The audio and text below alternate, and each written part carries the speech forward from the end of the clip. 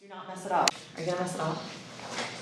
No, we're good. I was gonna say, I'll just push the red button. Is our applicant going to be here? We have, are you technically the applicant? I am. You are, okay. Okay, I was gonna say, yeah. cool. Then, we're all here, yeah. We'll call to order and do roll call. John, go ahead and. Here? Beth McFarland here. Terry O'Connor here. Tommy Grant here. Eric Fisher here. Yes, here. John Martin here. Tiffany Southern here. Brian Wolf here. Brady Oxender here. We have minutes from the last, work session that you will see are complete and detailed. If there's a motion to, accept those minutes, So moved. and a second. Second.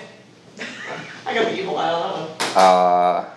Any objection? Hearing none, minutes stand as submitted. On to the variance hearing. So this is a number of variances submitted, and I would invite Eric to let us know what's going on. Thank you, sir, I appreciate it. Members of the commission. The Eisentraut residence is submitting the request for a variance tonight. I think all of you have received the application and the site map. I made a small addition just to make it clear, which I'll hand out this evening. This simply shows that the area that's being extended is, for all intents and purposes, over the existing deck. It is outlined in yellow on the map.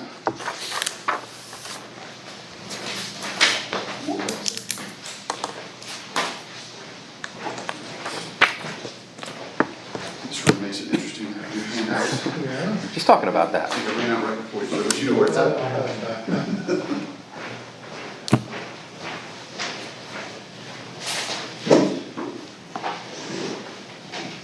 Sorry, 1 second.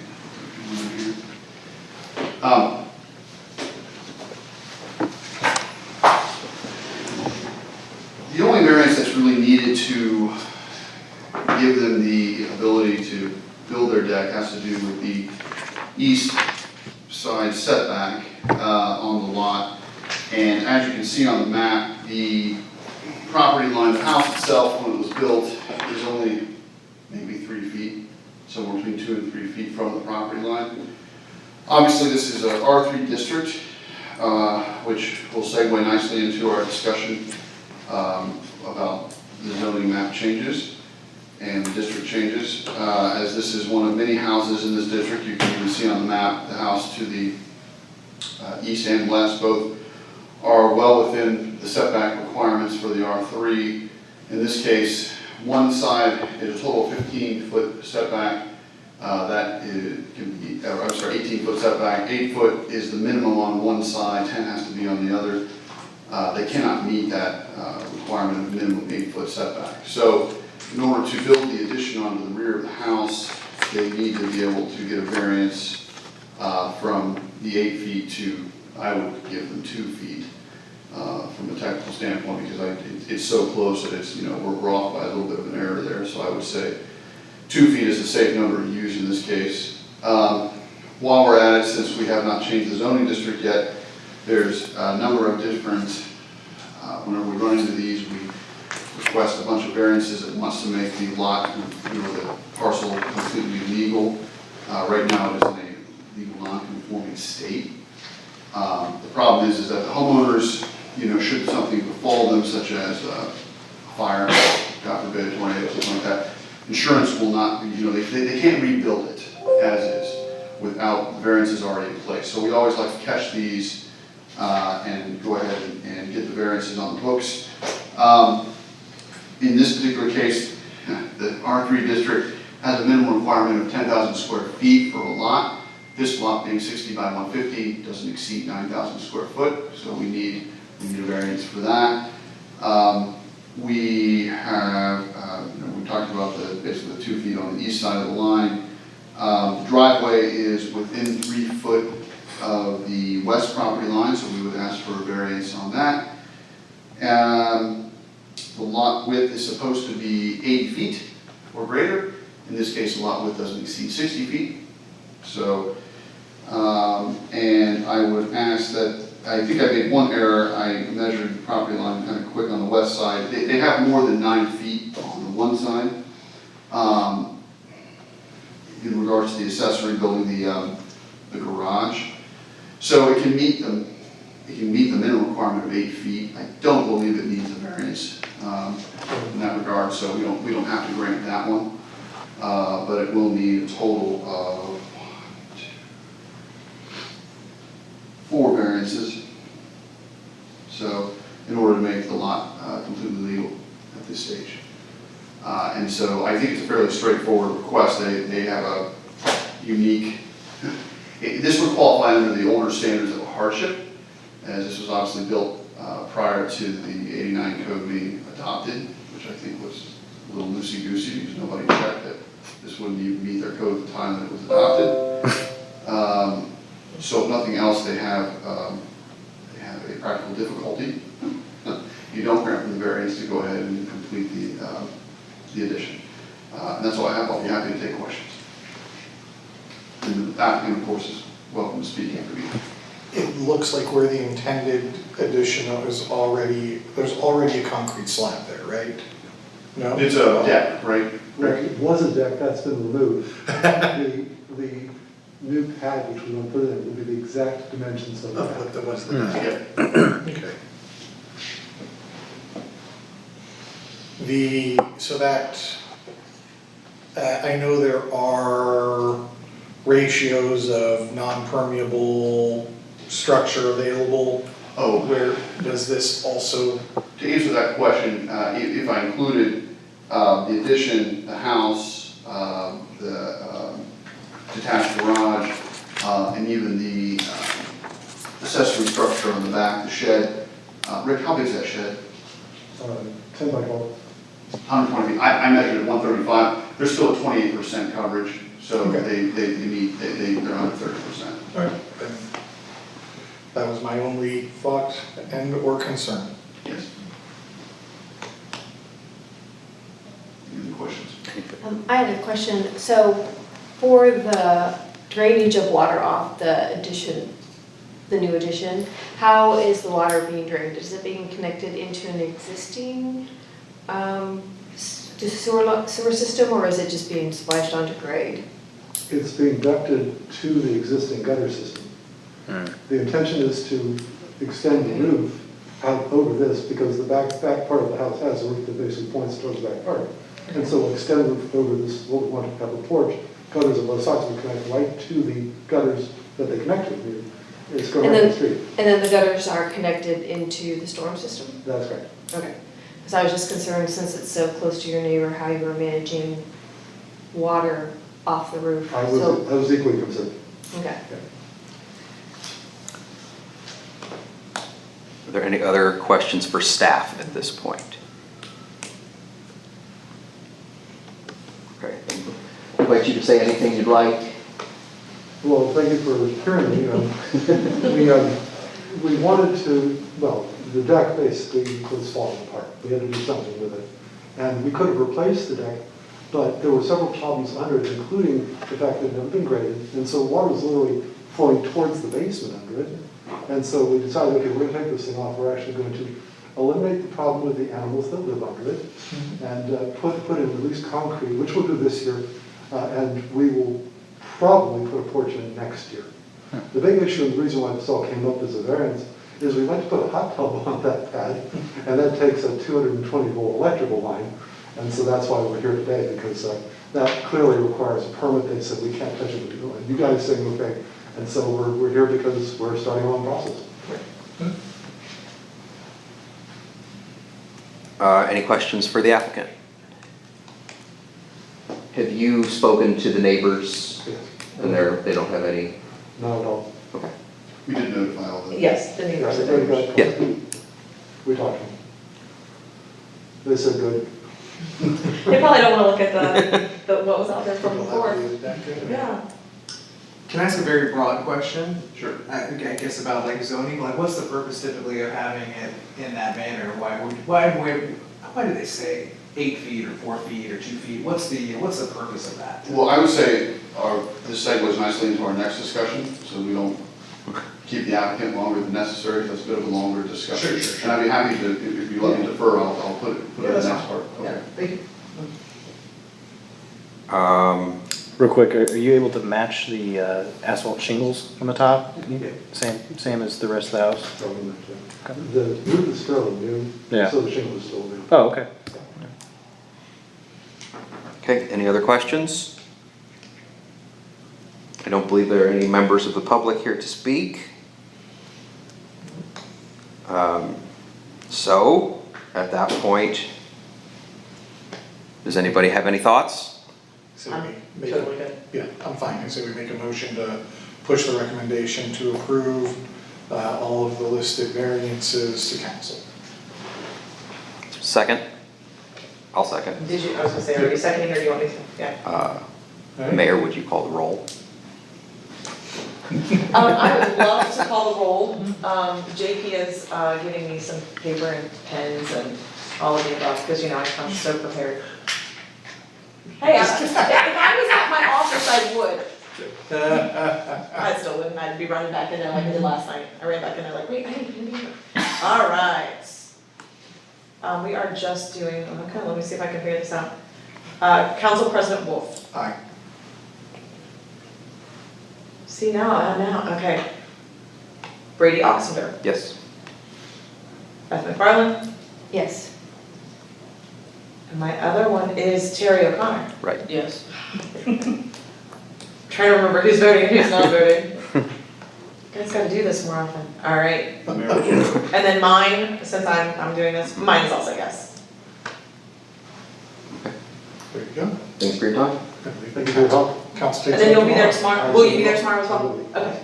Twice in a week? That's, Well, unfortunately. And it will actually be downstairs tomorrow in the cafeteria. Where the Girl Scouts are now. Yes. We gotta take that by the Girl I asked Scouts. them, they said, wait on it. Kicked you out? Yeah, we will have it down there tomorrow.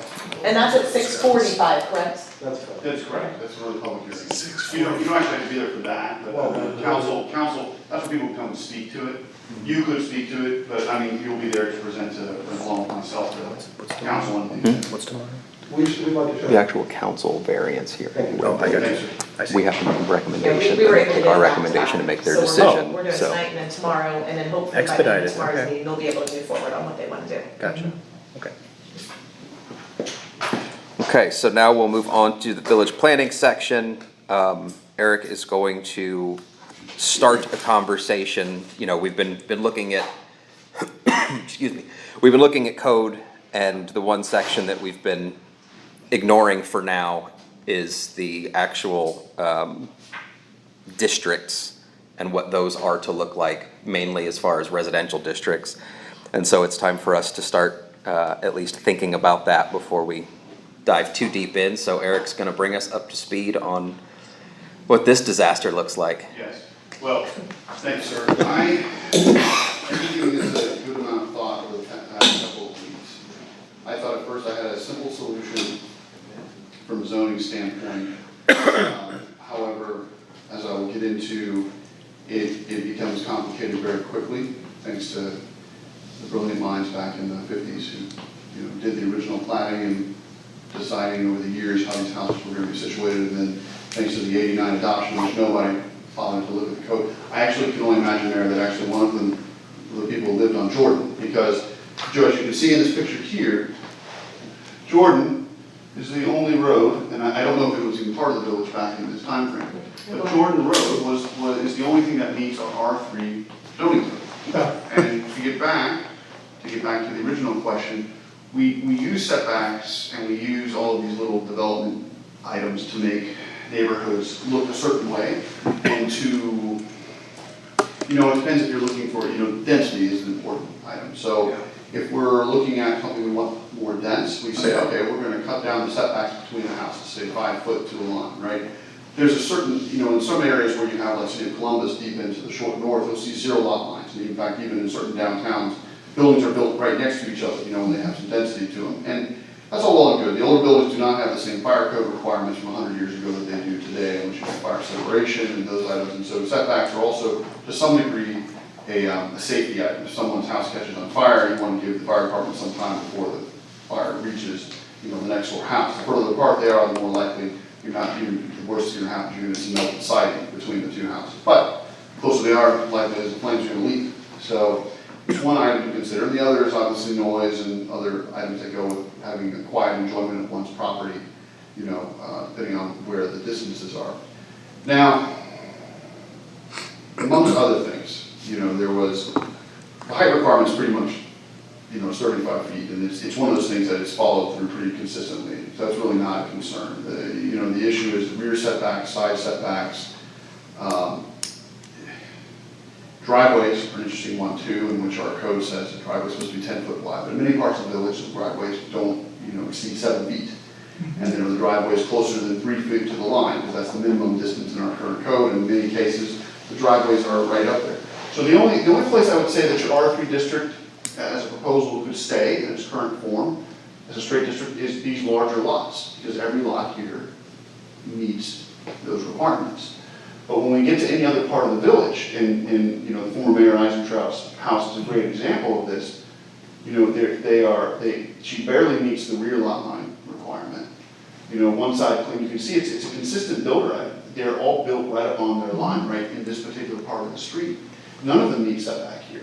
None of them meet, you know, when we have these 60 or even the minimum width lot I can find, well, I shouldn't say that because there are exceptions all over the place, but generally 60 feet, 55 feet are the minimum widths. But that doesn't, you know, you have 10,000 square foot lots, they you know, are a requirement, but none of these lots even get close to that. They're 8,000, 9,000 square feet. They don't get close. So there are problems all over the place. I would say, you know, I thought I could separate it out, you know, by streets. It's not possible. It's so widespread in all parts of the village. When we get in this rear area, there's no such thing as a rear yard setback here. No such thing, right? They're right on their rear yards. Some of them look like they're in the other people's rear yard. And you know what? It would not surprise me if we have property lines. When we tell now, I almost am ready to ask for a requirement from council that when people turn an application in the older part of the village, they have to get a survey now. Now, it's difficult because right now people are waiting 6 to 8 to 10 weeks to get a survey. But honestly, as we found in multiple examples where we advised, hey, please get a survey done, pins have shifted over the 50, 60, 70-year time frame. The auditor's stuff is based on old data, right? Old basis for these surveys. And so these lines are not where they should be, which is part of the problem in the first place. So really, people need to do surveys as a matter of course. There's no confidence that these lines are within a certain foot or 2 feet of error per the auditor's, you know, parcel lines. You know, we have houses built across parcel lines, which is kind of no-no. They should aggregate their parcels. If they build across 2 parcels, they should make it 1 parcel. You know, we have all kinds of things going on in the village. You know, and that's just a matter of it being the age it is. There wasn't really inspections. There wasn't really good surveying. The planning was kind of, you know, it was just off in the time period, and nobody really checked. Right? They built houses and they went up. They just kept doing it. So. Is the front yard setback pretty consistent? No. In general, there is a platted 30-foot setback from right of way. And in general, they follow at 25 to 30 feet, right? They're off a little bit here and there. But I don't find that it needs to be it's not as widespread a problem. There are a couple examples here and there. By no means is it a widespread problem just because that was a set number on the plat itself. So on the legal plat, you had that, and the builders did cycle that off and did follow that in general, right? But keep in mind, that's the original plat in the 50s, right? The zoning code was added in 89. The zoning, I don't know what the original zoning code says. I don't have a copy of it. I've never seen it. That's my question. Right? I don't know, right? I don't know if it existed. That's the other thing. Right. There may not have been a zoning code. It may have been a plat, and people built to the plat, right? And that's not uncommon at this time period. So where zoning did not exist. So since we don't have a copy of it in-house, we have other things, we don't have that. So I would guess, could be wrong, but I don't think the zoning code exists for the time period of any consequence. So, that said, welcome to a proposal that this is now, after talking with legal counsel, this is now what we would want to call Plan Minerva Classic District, PNCD. And we're starting out with a simple outline. We call the MI section New Coke District. What's that? New Coke District, and MI Classic. Yes, you can, whatever you like. It is, I am open to it. This is draft proposal here. So, oops, sorry. So, Thank you. it's fairly simple, and it's to cover our bases. We need some type of planned district and hybridized model. And what this basically says and allows for is that at the moment that council passes this and it becomes law, it becomes code, everybody has a conforming lot as it stands at that moment in time, okay? So everybody's covered. We don't have to constantly do variances, nonstop. I mean, because everybody needs to be varied, let's be honest. And this basically does a mass batch variance. So for impact, right, Yes. what that means is they wouldn't have had to, if all they wanted was that 240 outlet for a hot tub, they wouldn't have had to come for all these variances because they could have just gone and gotten their permit for their 240 outlet. From a building code. From a building code Yeah. standpoint, right? Or if the other example you gave, if their house burned down, they couldn't have rebuilt it exactly as it was. They Without coming to a variance first. Right. They would have to come see us first to get the variance Right. post-fire. Now they could just rebuild their house as it was. Now, there is a caveat with this in order to, which I think, Brady may appreciate this a little bit, because there was some concern about the admin review of permits, and so what I'm proposing in this is a little bit different. So what I'm saying here is, anything that now has to be approved because of the uniqueness of the planned district in general, in order to avoid variances, because people are gonna come in, and I'm not proposing that we add any setbacks. We can't, right? I can't say, make everything 0 lot line. At the same time, I can't say make a 5-foot setback, because people are going to be in violation, right, of any type of setback. So, because we just have so much degree of variance within the planning and the building itself. So, what I'm proposing here is that any time that there is a new build or anything that is not already included, such as if things cannot meet current code, for example, fences, patios, driveways, sheds, right? There's certain items that dictate how those are put down on the ground. So they could be like, driveway could still be 3 foot. A lot of people can meet that requirement, right? But if a new build comes in and says, I need to put a driveway over here, and I can't meet that, they're gonna have to come in front of you for those specific items. But in any case where we've got a primary or secondary structure, meaning a side garage, even if they demo it, they're gonna have to come in front of P&Z and get a blessing, right? Because every one of these lots is unique enough to need some type of oversight. Now what that does is twofold. Does that take a teeny bit longer than an admin approval? Yes, but is this such a pain that it's really not an admin situation? Also yes, but furthermore, it avoids the variance, right? This avoids the variances for all the residents in this area. And so I'm gonna advocate that coming to planning and zoning, which can have up to 2 meetings or more a month if necessary, if you've got a sudden, onset of 5 people needing, you can schedule something to see 5 people review it. It does not need to go to council under this scenario, unless they disagree with your decision, and they can appeal, which everybody has a right of appeal. It's like, if we made a decision, they didn't like it, they can appeal to council. It's the same type of deal. So, this is not an easy thing to manage or consider. And so I put forward to you, and after some discussion, thought, with legal counsel, as we went back and forth on this a little bit, that this is perhaps the best way to hybridize the old district in order to make everything legal and also give planning and zoning the ability to have some say in how the neighborhood develops long-term. And so that's kind of where I leave it. And obviously some of this is just, whether it's plan content requirements, those are just standard stuff we'll fill in as per the rest of our code. But it's the development standards that are really the thing to discuss with this body. So currently, someone on Jordan with all the backyard in the world who wanted to put an addition on their house would be passed. So I shouldn't use Jordan, right? Because they're gonna remain in R3. You could actually leave Jordan in R3 in a straight district because they can meet all the requirements. And I would Okay. say leave them in that. because So- they lost so- everything else. Some parcel with all the backyard in the world wants to put an addition on their backyard. Today, that would be reviewed administratively because they would meet all their setbacks presumably. Yeah. Yes. And that. With the passage of this, they would now need to come in. I don't. If you went to the lot across the street from me, they have plenty of backyard. Yeah. They could put a second garage Yes. back there and not have any problem. So the question is, what is appropriate from the city? See, this is our challenge. So what I try to do here is say, hey, fences, patios, driveways, and sheds. If you want to add secondary structures, then by all means, we could add that in there as well and define secondary structures as a detached garage, right? I mean, So I'm just, this is just a starting point on this. The primary structure, but since these lots are all so unique, every lot is gonna have things they can do under the R3, and every lot's gonna have things that they can't do. And in fact, I would argue that there's more they can't do, simply, and if nothing else, they can't do them because the lot is completely non-conforming of itself, meaning it doesn't even meet 10,000 square feet. So everything they do there is immediately problematic, right, from a zoning standpoint.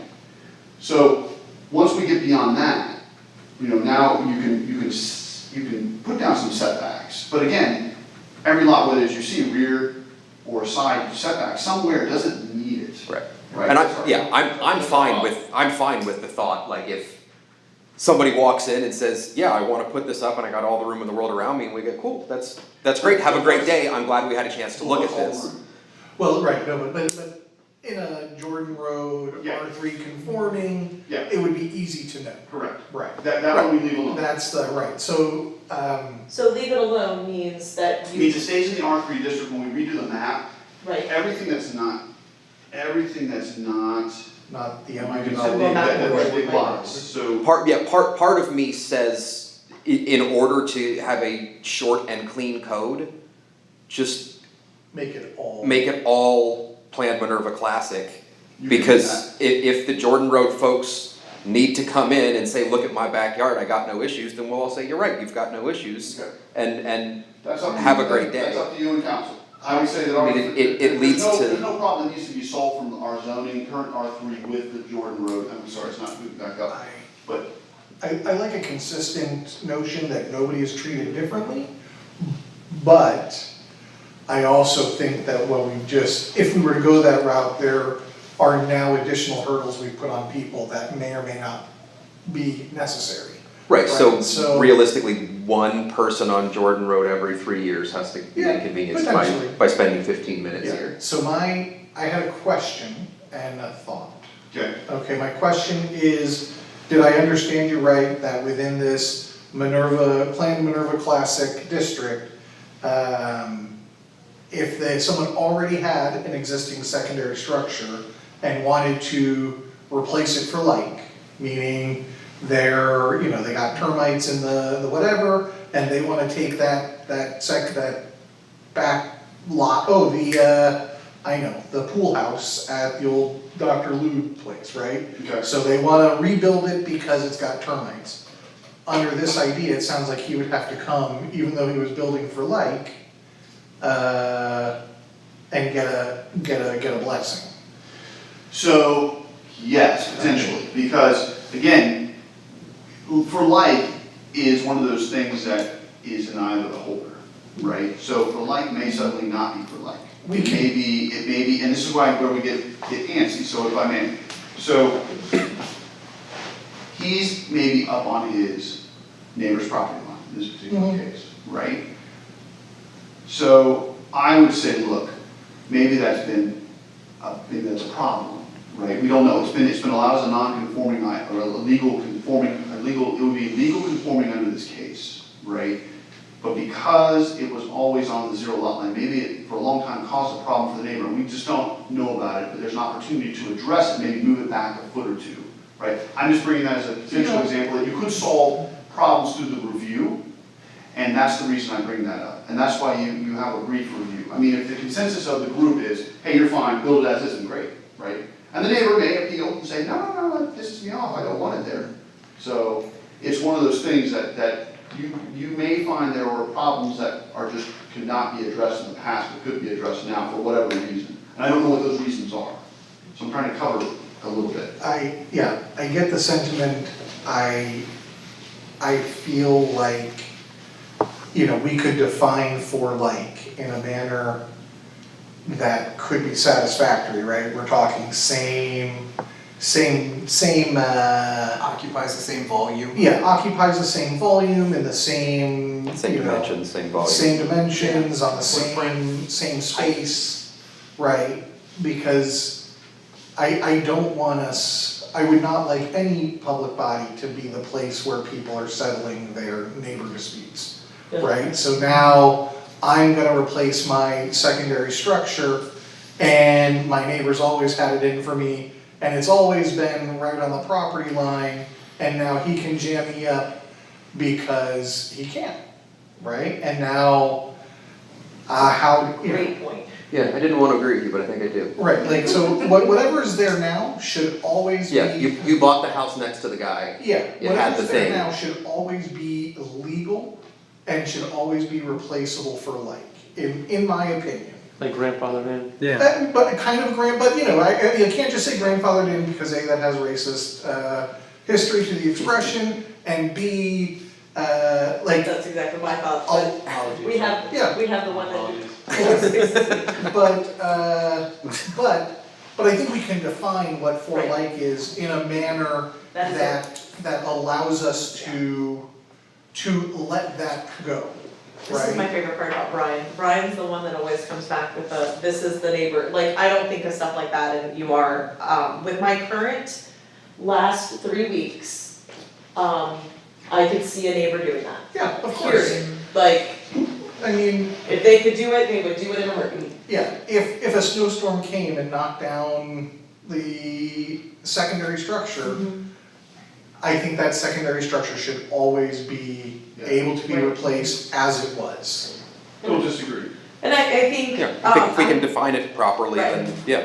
and I understand the variances and everything, and I'm just gonna remind people, and this is not exactly what, the reason that we got out of a lot of approving some of the things in planning and zoning is because of the time, not the time commitment for us, but, if we only have one meeting in October and one in November and one in December, and somebody's trying to get on the books for January or February to get a job done, Right. you are now holding up these people's projects, you're holding up their lives, you're holding up, so it was a situation that I personally went through, I wanted to change my fence.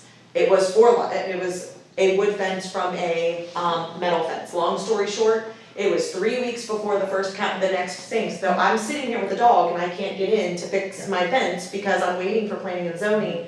And all I'm doing is trying to better so I think there's a need for, changes, there's a need for all of this, and that's why we're talking about it, but just keep some of the things like Brian's saying in mind, that the neighbor disputes and the time, if we have to add a meeting, it all sounds great, but you have to get everybody back in here to get this done, and if there is a discrepancy, now you've added another 2 to 3 or 4 or 5 weeks to these people being able to get something done.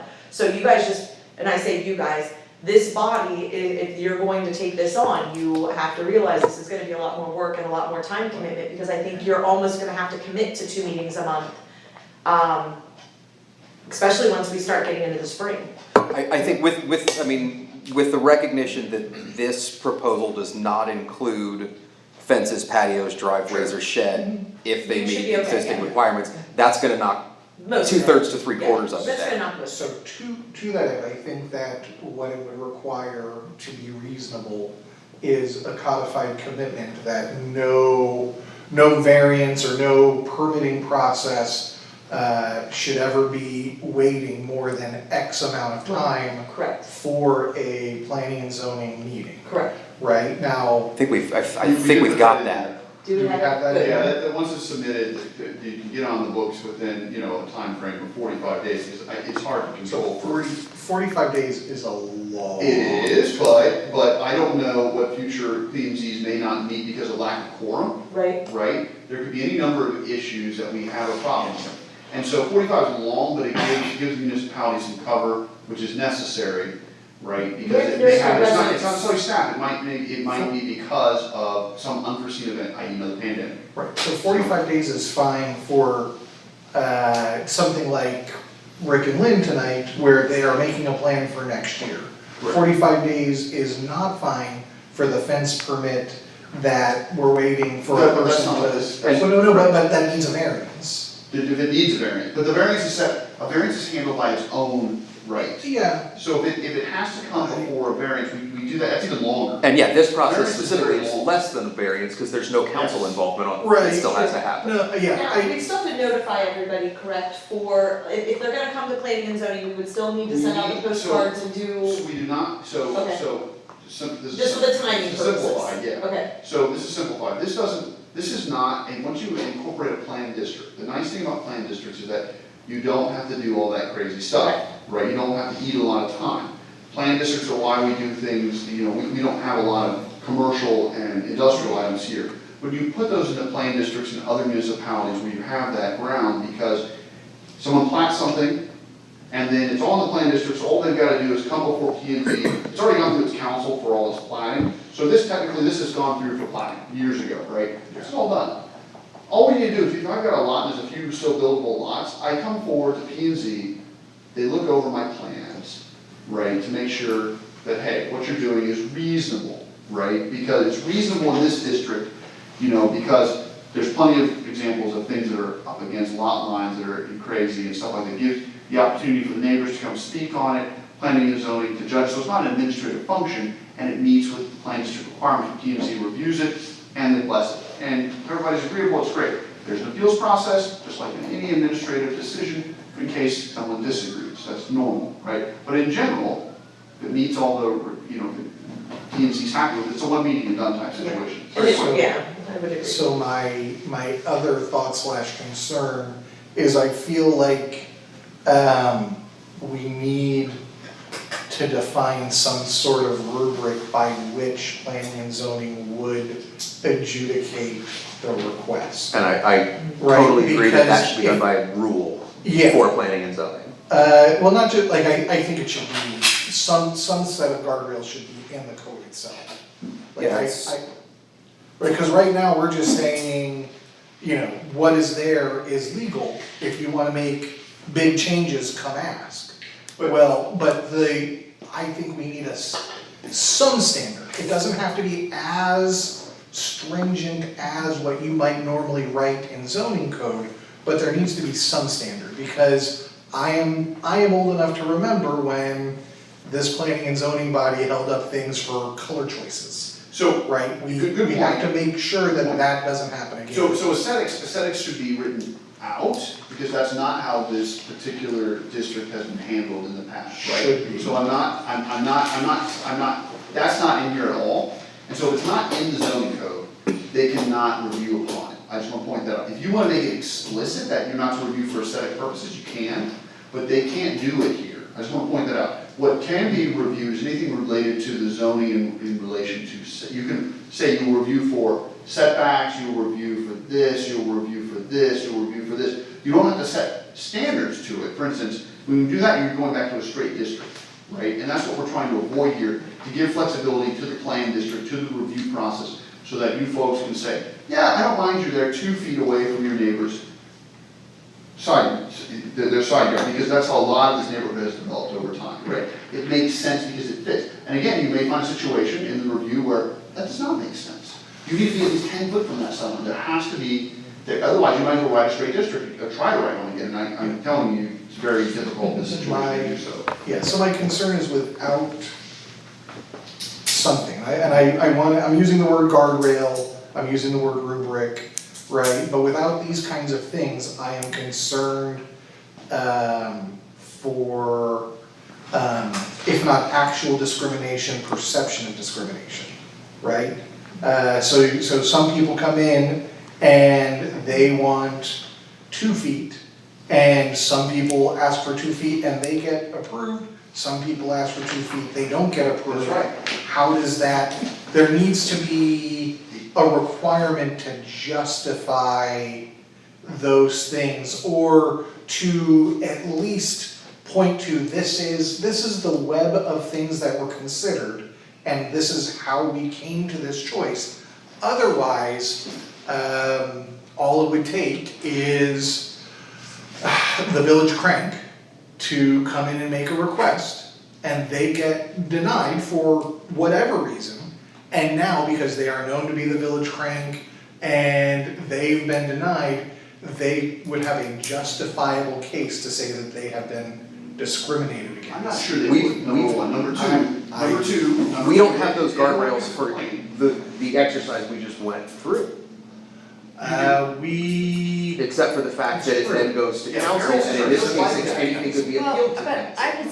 I can see to there's Brian's appeals point, process. as far as guardrails, that if you say that one of the guardrails could be that where your existing house is, that if you're you align with that setback, that, as opposed to, that if you're aligned with that setback, then that's not an issue. That's a reasonable Issue. item. That is, yeah, that makes sense. Whereas, because I could see somebody's like, well, I have 2 foot on this side and I wanna go 2 foot onto that side, so this side of my yard is 2 feet. Yeah, you But can maybe look they at, have 10 foot on this side, and they go, well, I want a build on this side. That's actually the first thing I looked at on here, like when they Yeah. started doing that, it aligns with the house, so Well, it's. so that would be one thing, is like, okay, well, we're looking at it, and if it aligns with, an existing part of your structure already, but then you'd also have to say, so, that part of the house aligns, but then you're gonna build back, and what's next door, maybe, right. on your neighbor's property, what are you impinging on, their So- whole streets, and it can also be not whole streetwise, and following her line of logic, it's a good suggestion, because you do find there's some consistency with how the builders block them down, right? They gave setback on one side, 10 feet, 2 feet on the other side, right? So, but again, Yeah. You have situations where you've got people closer to both sides, I mean, it's just stick it on the line. So we could say, the commissions shall base decisions, with an eye toward the public good, with considerations of existing lot lines, conformity to, To existing. Building setbacks, to existing- footprint. yeah, neighbor, I feel like similar that builds. is- I would have no problem with putting in, Having that language there would make me feel better about it, because again, and I know you can still pack a lot of nonsense within that, Right. but just having it there to say, yes, we made this decision based on, and you have a laundry list of, Right. the current site plan, conformity to setbacks, these Yeah. were the things that were considered, and we think this is okay. And then I feel a like somewhat there's, aspirational statement, but also, yes, Yeah. a guiding, a guiding principle. And I was gonna say, I have lived in a Right. neighborhood where my garage was like, cranked to one side, and it was like ready to fall down. If it fell down and I wanted to move it anywhere else, I had to absolutely conform to the setbacks. Yeah. So then my garage was gonna be like this big. But if I built it back in the exact same place, even though it was like right on top of my neighbor's garage, then, but I could do it. And he couldn't argue about it. It's like, hey, your garage fell over, why don't you just move it down? No, he couldn't argue because it was Yeah, no, I- right back where it was. And I think So- that is reasonable. And that was yeah, written so into to the do those, code. to do those two Yeah. things, find, Yeah. find, guiding principle language, and then also for a like build, for an exact replacement, basically, to go ahead and allow that. Does that seem reasonable? Eric, I think this is great work to, Yeah, no, this is. because you a were good- dealing with quite the cluster. A good solution to a crappy problem. appreciate it. Other thoughts? The MI development remains under its own. It is under its own plan district. Plan district, yeah. So we'll have 3 residential districts. I think There'll be that's the what- R3, the MI, and Classic. Classic Yeah. Cola. Yeah, it's the best way, I think, to, after talking to Jesse a little bit, we pitched a hybrid in here, we talked about it, and I think it alleviates, with caveats as we discussed, whatever council and this group puts in, makes it as best as possible. Yeah. Without raising everything to the ground and replanting it. Yeah. There's no way to do that. I think we need to workshop the Minerva Classic name, They- other than that. They stole the NPC that I was thinking of, remember? Minerva Park Classic, that's what I wanted to call Yeah. the old section. Yeah. No, I thought it had a get good ring to but it. it's, I just took it from this group. yeah, no, and I've heard it before, and I think. when I- Historic, or, we can find something better, but yeah. It has a great acronym. Antebellum. NPC. PMC. Well, what, I mean, how many Rs do we have? Can we just give it another R with a new number? I think for a plan district, we don't give R numbers. That's a straight district designation from a standardization. Oh, okay, You know, okay. What's the other district called? What's the name of the other planned district? Oh, it's, I'm sorry, you're asking. It is the, I can look it up. It was, I think we just called it Minerva Park Plan District. I have to double check, but let me double check. I was just looking at zoning down in Marietta, because that's got a lot of historic districts, and they had 6 R districts in like one little area, and in the middle of the block it would change Yeah, It's to silly. a district. And the only difference was the front yard setback. One was 30, one was 25. Mhm. And I was kind of like, yeah, Well, so. that's trying to- probably somebody who went through this exercise trying to normalize across the nonsense, and they, Right. you know, because we probably could have done that too and had 40. yeah, just give every single house their own district. Oh, so. Just district and then the And parcel also number. fine. Oh, that actually just, we need to have attached to this, what is as of today. Because in 30 years, when the person you know, like, we need to document, cause we're saying what's there today is Oh. legal, right? But that'll happen on acceptance. The Uh-huh. date of the zoning code change is put into the codification. Yeah, but I'm just saying that we So, need to that'll make sure that we document that, because that's the other part of this pain in the ass, is we don't know, going back far enough, we don't know what was. Yeah, acceptance of the date in the ordinance. Well, and yeah, the nice thing here though is that anything that changes, there will be record in the planning and zoning public records of. And if there's no record of it, it means that it was built right on top of, of what came down. Yeah, no, I know, I'm just knowing that, Yeah, as long as Exhibit A's. records are and kept all- properly. Yeah, we just need to make sure that we keep that record. It's called a PRD, it's just called the Planned Residential District, is what they call it. Okay. Minerva Park PRD. Minerva Park. This is the only one. Right. And and we're calling This one's, I've got a name PMC to designate, so PMC PMC district. district. Yeah, Uh, so PRD and PMC. Just different enough, one's a RD and one's a MC. Let's, that'll be homework. We'll Yeah. think on what I'll to think call on the it. district. mhm. Make it a contest, Um, give it to the residents. Oh, no, Oh. You have lost track. yeah. Bodie McBoatface I was just gonna district. say that. No, I'm no. Bodie McMinerva Park.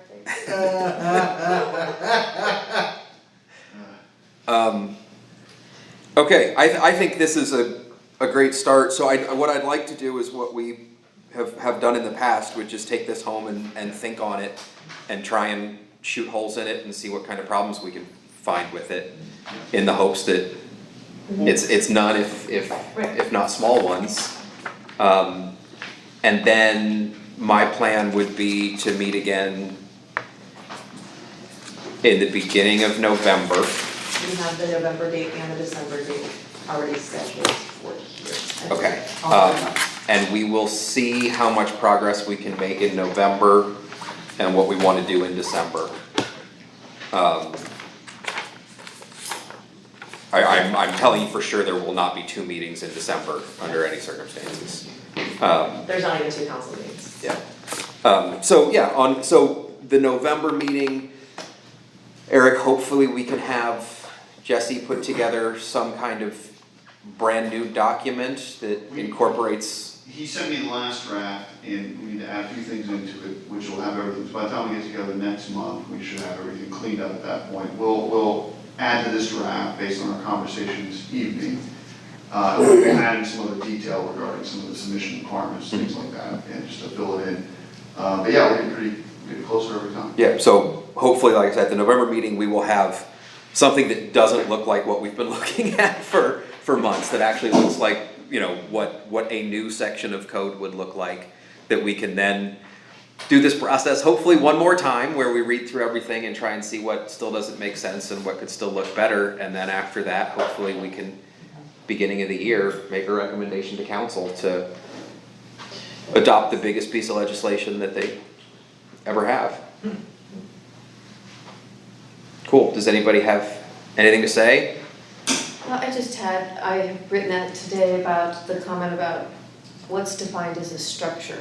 Is there somewhere in the existing code that defines what a structure is? Like, is a patio a structure? I would No, think patio is not. not a structure, I would think not. no.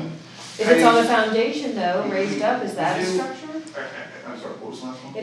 If it's like up 3 feet, then is that a porch and that's a structure? Or No. up like 2 feet, let's say that. No, it's not defined, and when we get into porches, they're defined strictly in the building code, because that gets inspected, if it's actual porch, because of its distance from the ground, kind of railing, all that kind of stuff. So that is part of the So structure. patio is a ground, a porch Yeah. is up to 30 inches. Correct. Patio is Really? considered a grade item.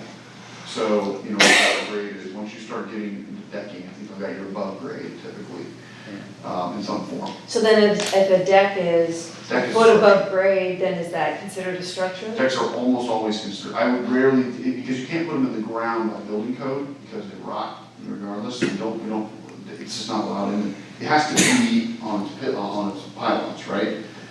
In order to be a deck, and so. So anyway, I was Yes. looking for the definition of what a structure was, because is a fence a structure? Fence is not? considered a type I of mean- structure, so it is a type of structure. It's a type of structure. And so from a definitional standpoint, there needs to be some more definitions. A lot of times when we don't have, like, Minerva Park Code doesn't have a lot of definitions, so you can refer to legal definitions, right, that are already codified in some form. Structure is a legal definition, right, it's out there. Yeah, and I'm looking, there's no definition of structure in the Ohio Revised Code either, so they would be using some much broader legal Yeah, definition. you've got structures that are, part of building law, building code. Yeah. So that exists. So, and we refer to those from our definitional standpoint. But should we have the definitions in our code? Yes. They're just not, not there. We could be more thorough. I didn't write the code originally. Okay, does anybody have anything they want to say? Would any of our newer members have anything they'd like to say? We never really did a formal introduction or anything for you. Was this fun? Who is our new member? I mean, Well, go ahead. That's him, right there. I'm I JP/John. figured that out. John's my real name, but everybody calls me JP. JP, yeah. Welcome. Thank you. We're excited to have all of you. Yes, it's been a long time since we had a full commission. Thank Right you. now, we're in the boring part, and I'm really unrecorded for saying that, but, This is the most exciting stuff. Oh, yeah. I kind of love the code rewrite. you love the code rewrite, that's. That's what I do for a living, That's so. not surprising. Yeah. Somebody has to love it and somebody has to hate it. Exactly, That's you, that's me. yep. Okay. But I do love the fact that it's done right, because then if it's not, then it.